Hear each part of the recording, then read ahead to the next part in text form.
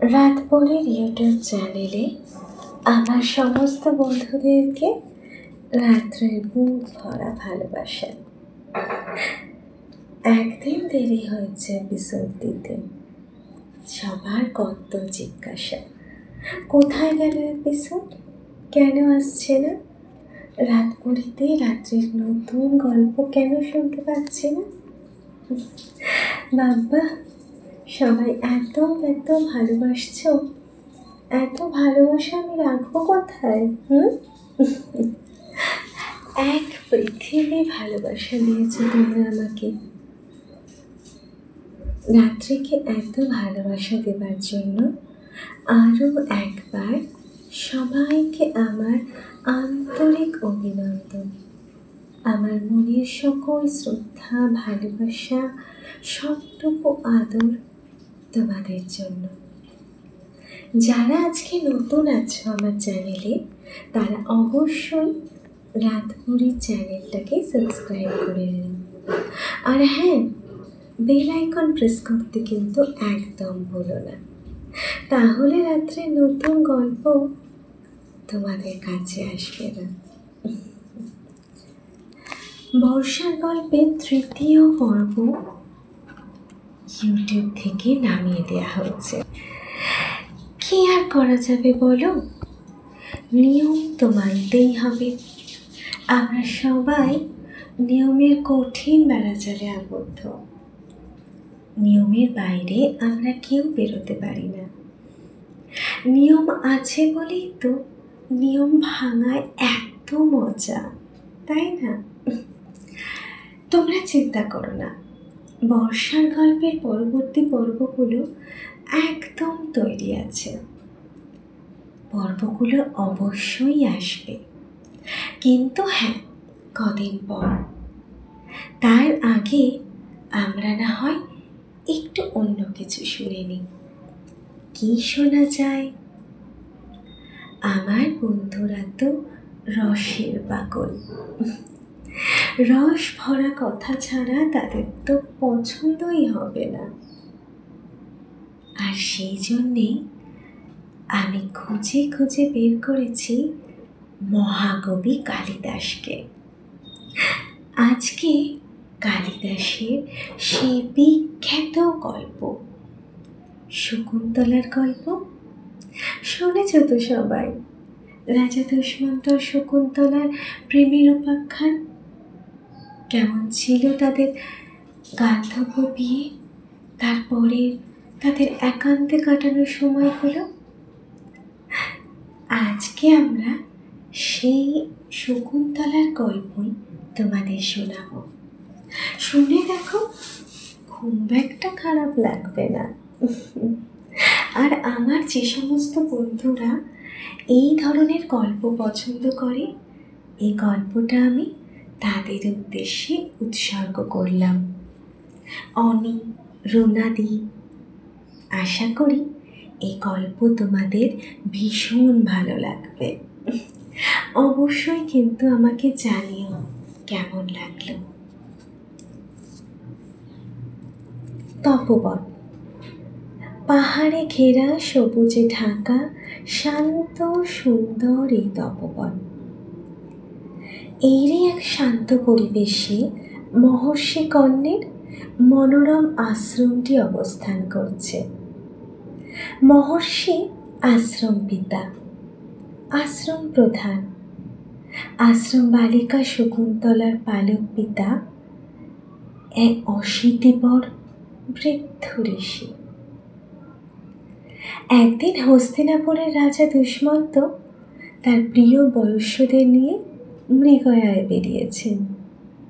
এক চঞ্চল নয়না হরিণীকে অনুগমন করে মহর্ষির আশ্রমের কাছাকাছি চলে এলেন। ধনুকবাণ হাতে নিয়ে কৃষ্ণটার মৃগটির দিকে অপলক চোখে তাকিয়ে রইলেন। সারথি বললেন, মহারাজ, আপনি যেভাবে ধনুকে বাণ সংযোজন করে মৃগটির দিকে অপলক চোখে তাকিয়ে রয়েছেন, মৃগটিকে এভাবে অনুসরণ করতে দেখে মনে হচ্ছে আমি যেন দেবাদিদেব মহেশ্বরকেই প্রত্যক্ষ করছি। মহারাজ বললেন, সারথি, এই মৃগটি আমাদের আকর্ষণ করে করে অনেকটা পথ নিয়ে এসেছে। ওই দেখো, দূরবর্তী আমাদের রথটির দিকে ঘাড় বাঁকিয়ে দৃষ্টি নিবদ্ধ রেখে কেমন পথ চলছে। পথশ্রমে ক্লান্ত, হাঁ করে নিঃশ্বাস নেয়, মুখ থেকে ঘাসগুলি কেমন পড়ে পড়ে যাচ্ছে। দেখো সারথি, আর লক্ষ্য করো, জোরে লাফিয়ে লাফিয়ে চলায় মনে হচ্ছে শূন্যেই বেশি করে চলেছে। মাটিতে ভর প্রায় দিচ্ছে না বললেই চলে। আমি তো তার পিছু নিয়েছি, তবু এখন কেন আর তাকে পাচ্ছি না বলো তো সারথি। সারথি রথের রজ্জুতে হালকা টান দিয়ে মুচকি হেসে বললে, আমরা এখন আবার সমভূমি দিয়ে চলেছি বলে শীঘ্রই আবার হরিণটির দেখা পাবেন। মহারাজ বললেন, তাহলে এক কাজ করো না কেন, লাগামটা ছেড়েই দাও। রাজার নির্দেশে সারথি ঘোড়ার লাগাম ছেড়ে দিলেন। রাজা বললেন, সারথি, হরিণটির গতিবেগের কথা বিচার করলে বলতেই হবে সে দেবরাজ ইন্দ্রের অশ্বের গতিবেগকেও ছাড়িয়ে গেছে। রাজা আচমকা ধনুকটি তুলে নিয়ে মৃগটির দিকে বাণ নিক্ষেপের উদ্যোগ করতেই একদল ঋষি বালক তাড়াতাড়ি বলে উঠলেন, মহারাজ, এমন কাজও করবেন না। দেখতে চান, প্রাণ ভরে দেখুন, কিন্তু বাণ নিক্ষেপ করবেন না। এই যে আশ্রম মৃগ। রাজা বিস্ময় প্রকাশ করে বললেন, তাই নাকি? তিনি সারথিকে বললেন, সারথি, রথ থামাও। রাজার নির্দেশে সারথি রথ থামালেন। রাজা হাতে ধনুর্বাণ রেখে দ্রুত রথ থেকে অবতরণ করলেন। ঋষি বালকদের লক্ষ্য করে সস্নেহে বললেন, তোমরা বুঝি আশ্রম বালক? মহর্ষি কর্ণ তো এই আশ্রমে। বালকগুলি ঘাড় কাত করে রাজার প্রশ্নের জবাব দিয়ে বলল, এদের কোমল দেহে কেন বাণ ছুটতে যাচ্ছেন? মৃগ শিশুর কুসুম কোমল প্রাণ আপনার বাণ সইতে পারবে কেন? আপনি অনুগ্রহ করে বাণ সংবরণ করুন। নির্দোষ দুর্বলকে সংহারের জন্য তো আপনার অস্ত্র ধারণ নয়, বরং আর্তজনদের রক্ষা করাই আপনার ব্রত হওয়া উচিত। মুচকি হেসে রাজা বললেন, ঠিক আছে, তাই হবে বালকগণ। ঋষি বালকদের মধ্য থেকে এক তপস্বী বললেন, মহারাজ পুরু বংশের গৌরব, আপনার পক্ষে এই তো সঙ্গত। আপনি এমন এক গুণবান পুত্র লাভ করুন, যিনি ক্ষমতা বলে একচ্ছত্র অধিপতি হবেন। মুহূর্তকাল নীরব থেকে তপস্বী আবার বলতে লাগলেন, মহারাজ, আমরা সমিধ আহরণ করতে চলেছি। মালিনী নদীর তীরে ওই যে পিতা কর্ণের আশ্রম দেখা যাচ্ছে। আপনি বরং আশ্রমে গিয়ে আতিথ্য গ্রহণ করুন। আর বাধাবিঘ্ন দূরীভূত হওয়ার তপস্বীগণের যজ্ঞানুষ্ঠানের কী সুযোগই না এসেছে। আপনার ধনুর্বাণ কি অসীম ক্ষমতা ধারণ করে সেটা বুঝতে পারবেন। রাজা জিজ্ঞাসা দৃষ্টি মেলে তাকিয়ে বললেন, এখানের আশ্রম পিতা কে বলুন তো? তারা বলল, মহর্ষি কর্ণ। তবে বর্তমানে তিনি এখানে অনুপস্থিত। সম্প্রতি কন্যা শকুন্তলার উপর আশ্রমের দায়িত্ব দিয়ে তারই বিরুদ্ধে দৈবকে অনুকূলে নিয়ে আসার জন্য সোমতীর্থে যাত্রা করেছেন। রাজা বললেন, ও, তবে তারই সঙ্গে দেখা করে আসি। মহর্ষি ফিরে এলে তিনি আমার শ্রদ্ধা জ্ঞাপন করবেন, কি বলেন? সবাই বলল, উত্তম প্রস্তাব, তবে আমরা সমিত সংগ্রহে যাত্রা করি। সারথি রথ ঘুরিয়ে নিলেন। লাগামে হালকা টান পড়তেই তেজি ঘোড়াগুলো আশ্রমের দিকে ছুটতে লাগলো। কিছু দূর এগিয়েই রাজা দুষ্মন্ত বললেন, সারথি, আমরা মনে হয় আশ্রমের সীমানায় পৌঁছে গেছি। ওই দেখো, শুক পাখিদের কোটরের মুখ হতে ধান গাছের নিচে ছড়িয়ে পড়ছে। মসৃণ পাথরগুলো দেখে বোঝা যাচ্ছে এখানে ইঙ্গুদি ফল গুঁড়ো করা হয়। কেউ কোনো ক্ষতি করবে না, এই বিশ্বাসটুকু থাকায় তারা রথের চাকার কর্কশ শব্দ শুনেও ছুটে পালাচ্ছে না। ভেজা বলকল থেকে ঝরে পড়া জলে সরোবরের পথ কেমন নির্দেশ করেছে দেখো। তপবনের শান্তি যেন বিঘ্নিত না হয়, এখানে রথ দাঁড় করা। সারথি বলল, হ্যাঁ মহারাজ। বিনীত ও নম্র ভাব নিয়েই তপবনে প্রবেশ করা বিধেয়। কথা বলতে বলতে সারথি লাগাম টেনে ঘোড়া দাঁড় করালেন। কয়েক পা এগিয়ে আপন মনে বলে উঠলেন, আশ্রমের পরিবেশ কি শান্ত। নাম ও গুণেই এখানে প্রাধান্য পেয়েছে। আমার বাহু এমন কেন স্পন্দিত হচ্ছে? এখানে তো ভীতির কোনো সম্ভাবনা দেখছি না।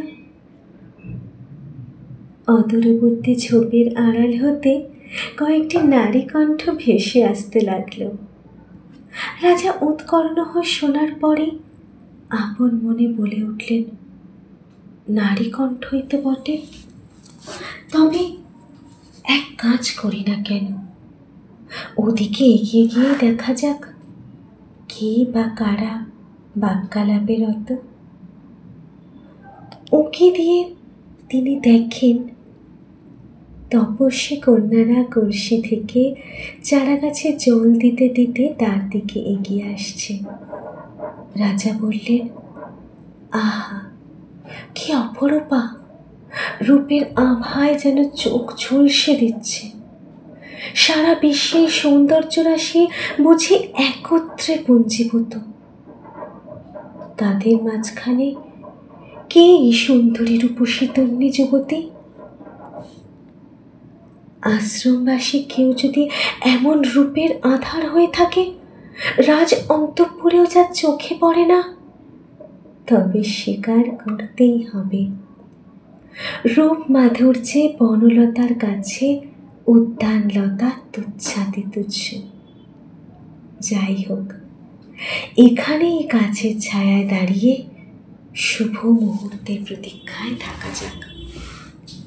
গাছের আরামদায়ক ছায়ায় দাঁড়িয়ে অপলক চোখে রাজা আশ্রম কন্যা রূপ মাধুর্য পান করতে লাগলেন।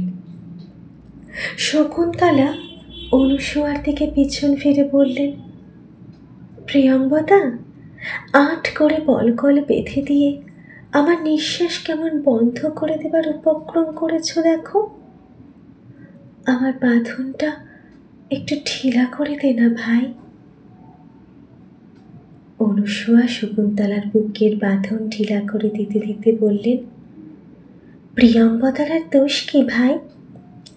আসল কথা কি জানিস? দোষারোপ করলে তোর যৌবনকেই করতে হয়। যে যৌবন তোর স্তন্য বৃদ্ধির জন্য দায়ী, সব দোষ তো তারই সখী। রাজা আপন মনে বললেন, কথাটা তো ঠিকই, বলকল ঠিক ওর দেহের উপযুক্ত নয়, তবু তা যে শ্রীবৃদ্ধি করছে না তাও বলা যায় না। শ্যাওলা জড়িয়ে থাকলেও পদ্মের সৌন্দর্য ঠিকই থাকে। রাজা শকুন্তলার রূপ লাবণ্যে ধীরে ধীরে মোহাবিষ্ট হয়ে পড়লেন। আমার বন্ধুরা, আজকে অভিজ্ঞান শকুন্তলমের পর্ব এতটাই। এরপর শকুন্তলা আর রাজা দুষ্মন্তের প্রেম কি করে একটু একটু করে পরিপক্ক হয়ে ওঠে, কি করে একটু একটু করে শকুন্তলার শৃঙ্গার রাজার মনের কোণায় লুকিয়ে থাকা সেই সুপ্ত বাসনাকে জাগিয়ে তোলে, সেটা আমরা পরবর্তী পর্বগুলোতে শুনব। আশা করি পর্বটি তোমাদের ভালো লেগেছে। যদি ভালো নাও লাগে কমেন্ট করে জানিও। রাত্রে তোমাদের কমেন্টের অপেক্ষায় থাকলো।